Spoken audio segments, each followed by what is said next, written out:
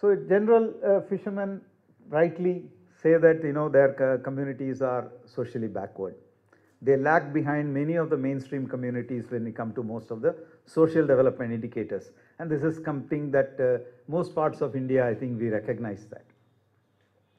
So health, education, water, sanitation, housing, social protection, all these things are very important, along with, of course, sea safety, where a lot of concern has been there, a lot of schemes have been there, but in practice the changes are still not enough. There's a considerable amount of migration in fishing. Migration from one area to other for fishing opportunities, with boats, without boats. We even have a large scale migration from east coast to west coast for fishing. So there's a considerable amount of movement of fishermen. So also movement of fisherwomen for livelihoods.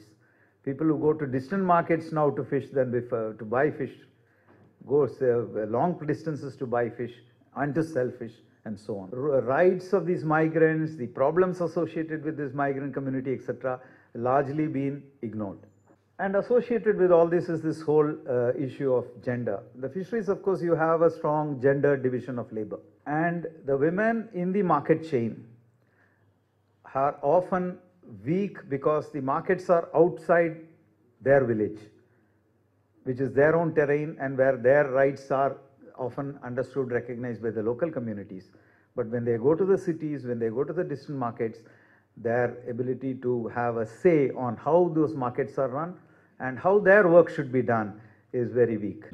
In some places like Bombay, we are seeing the retail trade, where the women used to be the predominant factor, is getting masculinized, along with potentially the long-term threat of supermarkets selling fish. Unless this trade is modernized and the women's livelihood is also strengthened to cater to the new needs, we will find that they are getting wiped out because they are no more they are unable to compete. And of course, very basic facilities, toilets, infrastructure, quality, maintenance of quality, all that is very much lacking. While welfare schemes are also welcome, welfare is often not a good enough substitute for rights. And there is also a critique of the traditional institutions in fisheries. The traditional fishermen organizations or the village community organizations are traditionally all male or completely male dominated. Their ability to have a greater voice in their own communities is also seen as a problem. And of course, the women cooperative, for their economic activities, the cooperative action is still very weak. Disaster management has been very much talked about.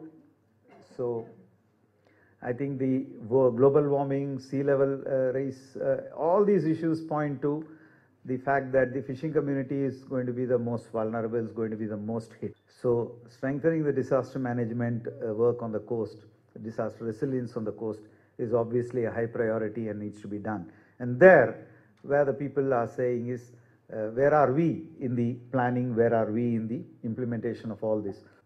So overall, we need to work on an enabling environment which will strengthen the small-scale fisheries sector. One, it requires that the small-scale fishermen be involved in the preparation of development plans, and that there is policy coherence to address small-scale fisheries. You can have one department for small-scale fishermen and some set of officials and some budget, but you can undermine them from another side because you are supporting bigger fishermen to undermine them. You are supporting industries to undermine the small-scale fishermen. So policy coherence is perhaps more important than allocating money or doing certain very specific things.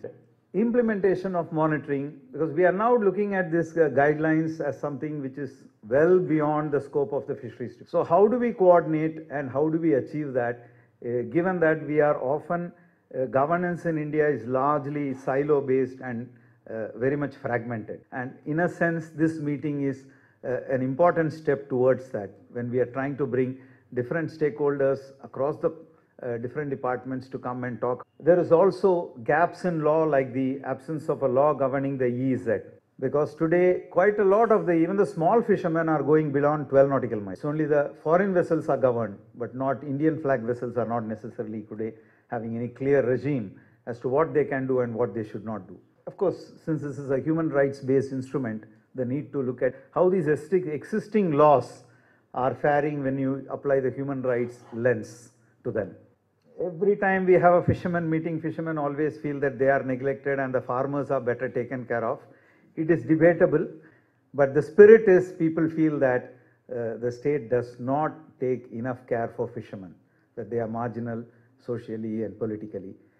So these are probably the most important things that came up from all these consultations, and I think this will help us to keep in mind the various things that we need to work on as we go towards the implementation of the guideline. Thank you very much.